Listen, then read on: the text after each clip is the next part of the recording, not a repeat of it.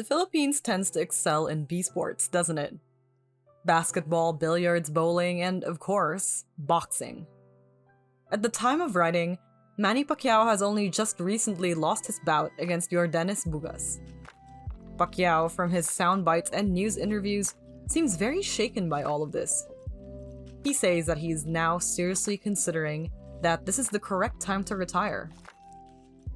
He should consider himself lucky. He has his dubious career in politics, terribly problematic statements aside, and acting, lack of acting talent aside, to fall back on. And he has had such a historic career and world-changing wins. There are many Filipino boxers and athletes of all kinds out there that never even got their shot, for reasons far beyond their control. Hello and thanks for tuning in. This is Sunny, so welcome to Yugto, a podcast where we get mad about Filipino history. You join us today in our 4th episode of our 2nd season, where we focused on some of the countless Filipino sports heroes we've had over the century. If you can believe it, we aren't getting mad at the government today. No, today we acknowledge powerlessness. We acknowledge that sometimes we do not know what might happen tomorrow. And we acknowledge the human limitations of the athletes that we look up to. That they might look superhuman as they do what they do best. As they stand on podiums and wear medals around their neck after training for years and years. But that ultimately, they can be as fragile and as in need of help as you or me. Today we remember and reflect on the athletes in Filipino history who died before they could truly realize what they were capable of. And who better to have as our focus than the Filipino boxer that shares the name of a famous Mexican revolutionary. Before Manny Pacquiao, before Onyok Velasco, Leopoldo Serantes, and Anthony Villanueva, there was Pancho Villa. Pancho Villa lives on in the annals of world boxing, considered to be one of the most formative and iconic Asian boxers in world history. Some even calling him the greatest Asian fighter ever. This is his glory, and this is his tragedy.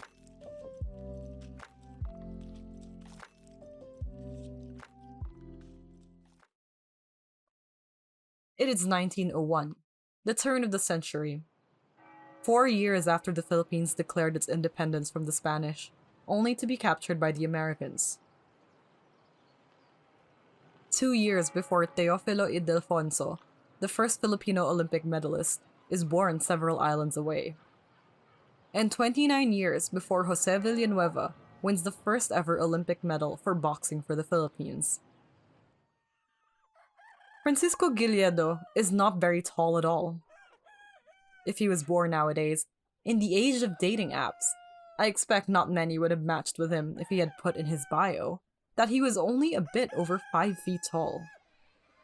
Or maybe people would have swiped left because of his reputation. Gileado was scrappy. He was often getting into fights with other boys his age in his barrio of Ilog, Negros Occidental. Or would people swipe left because he was merely the humble son of a goat herder? At the tender age of 11, Gileado does a rather adult thing and sails to Iloilo City to try to strike it out on any work that is not farm-related.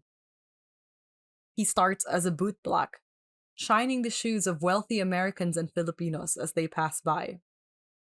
It's not an easy thing, but it is a living. At the very least, there's boxing. Young Gileado's taken to the sport since a friend introduced it to him. Less than 5 feet and only 80 pounds, Gileado is not exactly the poster image of a future boxer. But he takes to the sport and falls in love quite quickly. He likes fighting. This, it seemed, is what all his scraps as a child was preparing him for. Boxing became a hobby, and possibly an extra way to earn money.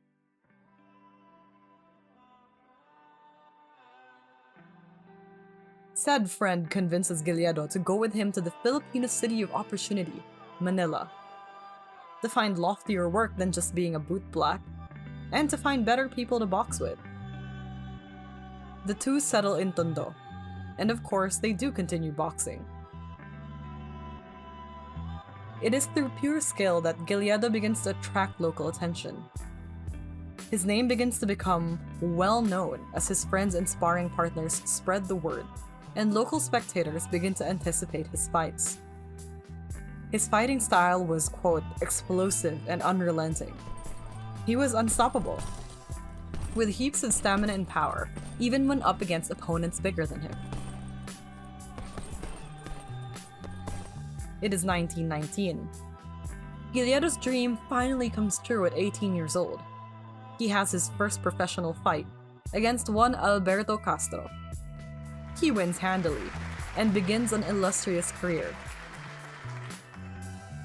Around this time, his reputation reaches the ears of a Frank Churchill. Churchill was a promoter based in Manila. He saw what everyone else did in Gileado and wasted no time taking him under his wing. Gileado is rebranded Pancho Villa, a name that rolls off the tongue and rings a bell. Perhaps to bank on existing name recall, and appealing to the racist sensibilities of people abroad who would conflate this boxer with that revolutionary. Perhaps because of his ability to fight, and strike the same nervousness in his opponents.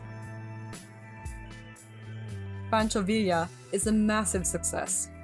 Only 2 years in the scene, he fights his way up the ranks and before anyone knows it, becomes the Philippine flyweight champion. He even adds to his legend with a little bit of drama. Remember my little quip about people swiping left because of his height? Well, someone did swipe left in real life. A girl Villa turned him down, and he was so distressed at all of this that he dramatically left Manila and went back to Negros, expressing his intentions to retire. He waited, and sure enough, endless pleas from Filipino boxing fans, peers, and promoters got him back into the ring. He came back cockier and better than ever.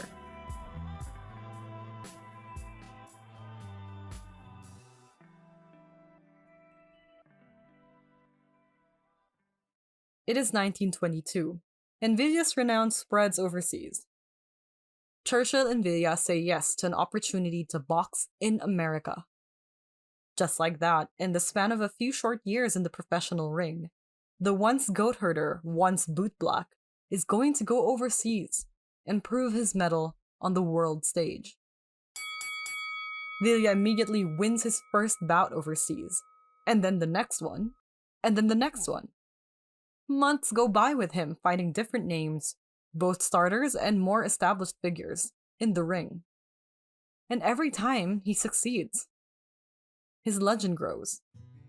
By September that same year, he has enough clout behind him to take on his counterpart, American flyweight champion Johnny Buff. The bell rings, and as is usually the trend with tall white men facing small Filipinos, Buff must have been quite confident in his odds. I wonder how his face looked as Villa weaved and wound, met him blow for blow, and kept charging through rounds, unstopping. It is already round 11 by the time the match comes to an end. Villa knocks out Buff and becomes both the Filipino and American flyweight boxing champion. It is unheard of.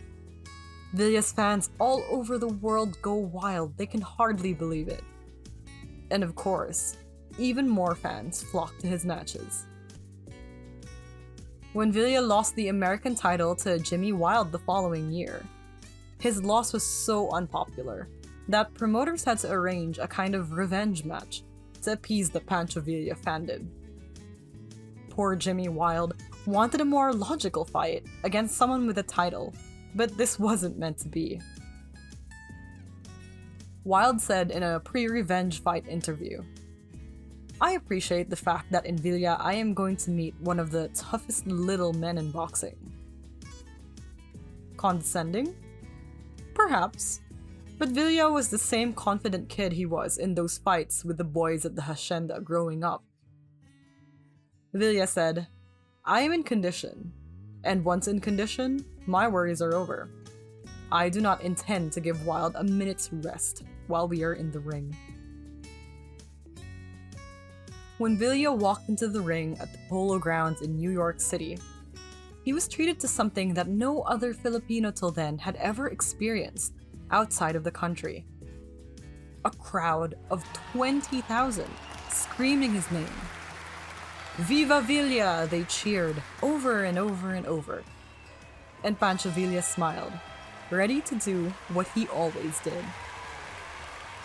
Buoyed by the cries of his supporters, he got his revenge against Wild, punching him with both hands into submission.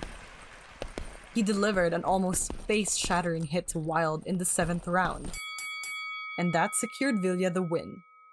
The crowd went absolutely insane. And you know what's wild? Get it, wild?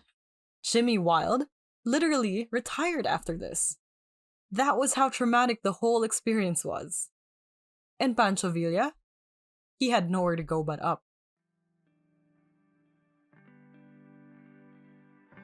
Emilio Aguinaldo was still president then. Yes, that's how old the story is. And he personally extended his congratulations to the boxer. Aguinaldo said, "Congratulations, Pancho. Come back to us and defend your title here." And so Pancho did. He went back home. He was a celebrity. Forget that girl who turned him down ages ago. He could now treat his wife, Glyceria, to the best things. Pancho was beloved in the Philippines. He was beloved in America too, though, unbeknownst to him, the next time he would step foot in the States, it would be his last.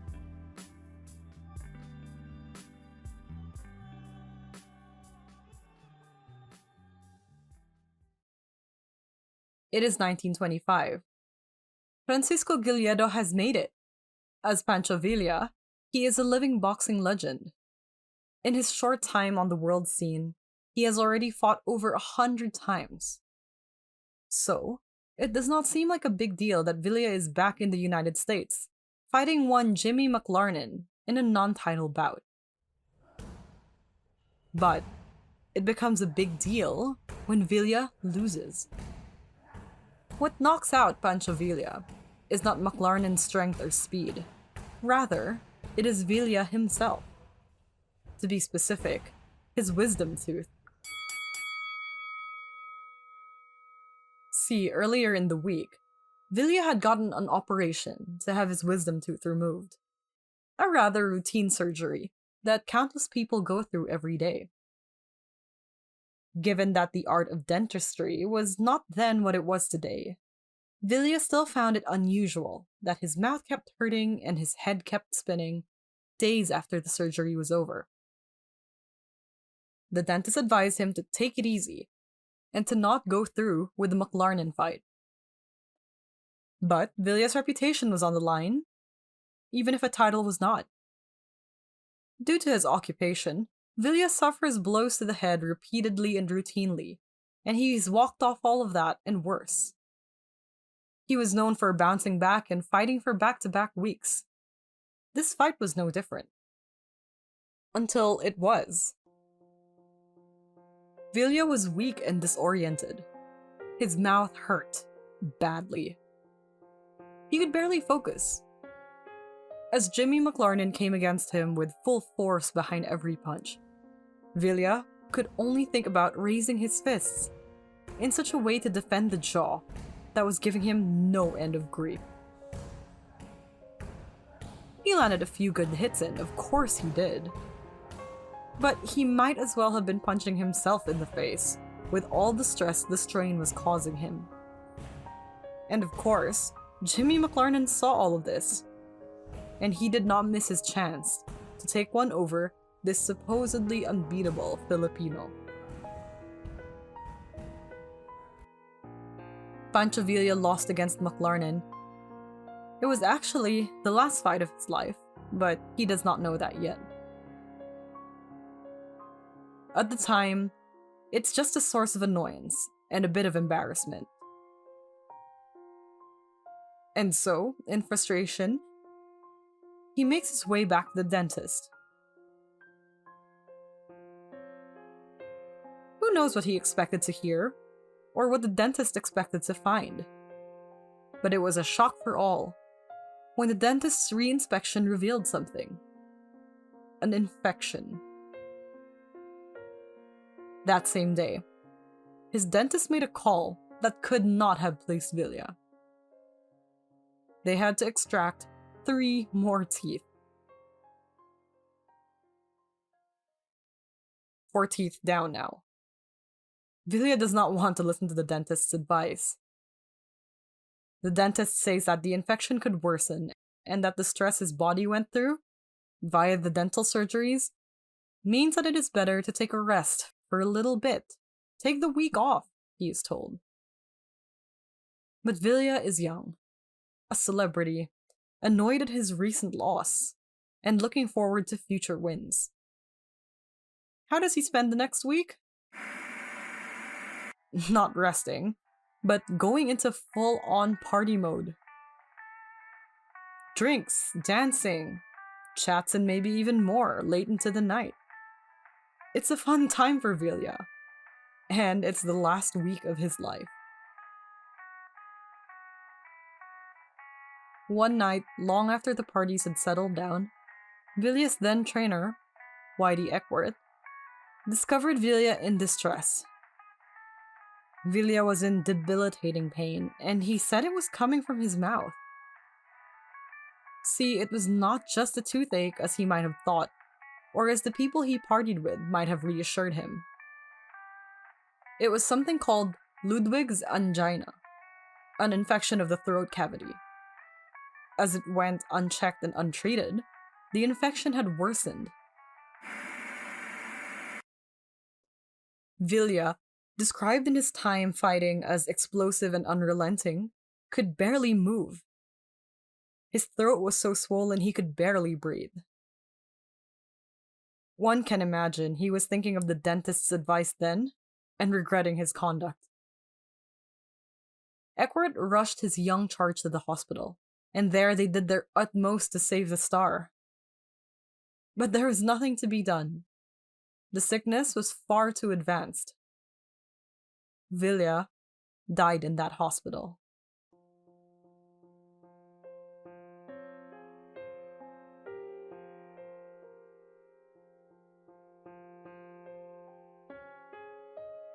As the season goes, we have or will discuss athletes who are robbed of opportunity because of a lack of support from the Filipino government, because of a lack of care, or because of politicization. But sometimes, we have athletes who are robbed of opportunity, of fulfilling their utmost potential, simply because of a cruel twist of fate. Of course, Pancho Villa may have survived had he paid the medical advice more heed. But it is not every day that we can say that a boxer dies from something that originated, or was initially read as a simple toothache. Pancho Villa is far from the only person who found a life and career full of promise cut short, who found a burning passion to pursue glory and bring it back home to the Philippines unfulfilled. Ian Yan Yan Lariba played table tennis from a very young age, joining the varsity team at De La Salle University. In her time there, she was named Most Valuable Player 3 times, and was awarded the UAAP Athlete of the Year in seasons 77 and 78. Her star shone so bright that she came to represent the Philippines in the sport at the Rio 2016 Olympics, even being the one to step out bearing the flag during the opening ceremony. Unfortunately, these first Olympics would be her last. Yan Yan was diagnosed with acute myeloid leukemia in May 2017, less than a year after returning from Rio. She died in late August 2018. She was 23 years old. Keith Absalon won MVP honors during season 78 of the UAAP Juniors for his sport football. He was also crowned Best Defender and Best Striker. He graduated and went on to play for the Far Eastern University. One fateful day, Keith was biking around his hometown, Masbate City, with his family. On a day full of laughter and bonding, Keith was blindsided by an improvised explosive device near him going off. this inexplicable blast took his life. The UAAP released an official statement saying he had a bright future ahead of him in the sport that he loved. May his soul rest in peace. He was 21 years old. Rastafari Daraliai's skill in wushu could not be denied. He was part of the junior Philippine wushu team and had already won medals abroad, even while still being, for all intents and purposes, a child. Rastafari trained and slept on and off over at the Rizal Memorial Sports Complex. At 3 a.m. one Saturday, Rastafari accidentally fell from the top bunk bed that he slept on. He climbed back into bed without further incident, but a few hours later, he could not be roused. He was taken to a hospital and declared dead on arrival. This incident caused Philippine Sports Commission Chair Butch Ramirez to prioritize the renovation of athletes' dormitories and other sports facilities to make things safer for the athletes. Rastafari was 11 years old.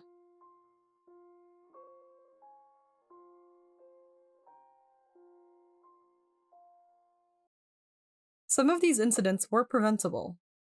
Some were not. But all had the same outcome. An athlete dying too young, their dreams dying with them. And their family, teams, and countrymen who were granted so much hope by their presence, left behind to mourn. Today, we share in that grief a little bit. Hearing these stories, we are reminded to better appreciate our athletes who continue to chase their dreams and appreciate that often they sacrifice everything to be able to shoot for the stars.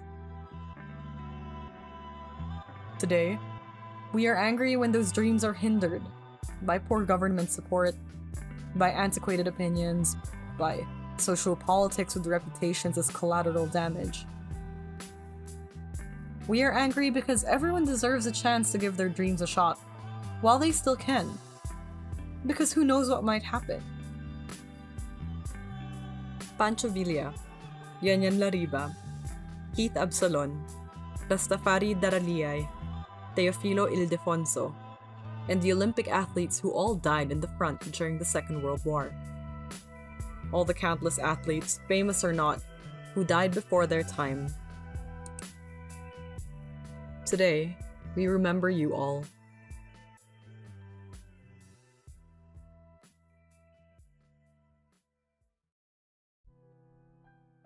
Thank you for listening. In honor of the memory of Chibi Velez, a sister to a friend of Whip Inc.'s, and herself an athlete with a glittering future who was taken altogether too soon, we promote the Golden Shuttle Foundation for Philippine Badminton Incorporated. The club has helped Chibi and many other prominent badminton players in the Philippines reach their goals. The club currently trains and operates in San Juan. Do support their numerous activities and tournaments if you can. Yugto is narrated, researched, and written by Sunny, and is supported by the Work in Progress team, or WIP Inc. Sources and any subsequent corrections of facts for this episode can be found on the website. Support the Yugto podcast on Spotify, Anchor, and YouTube, or email us any questions at whipinc.ph@gmail.com.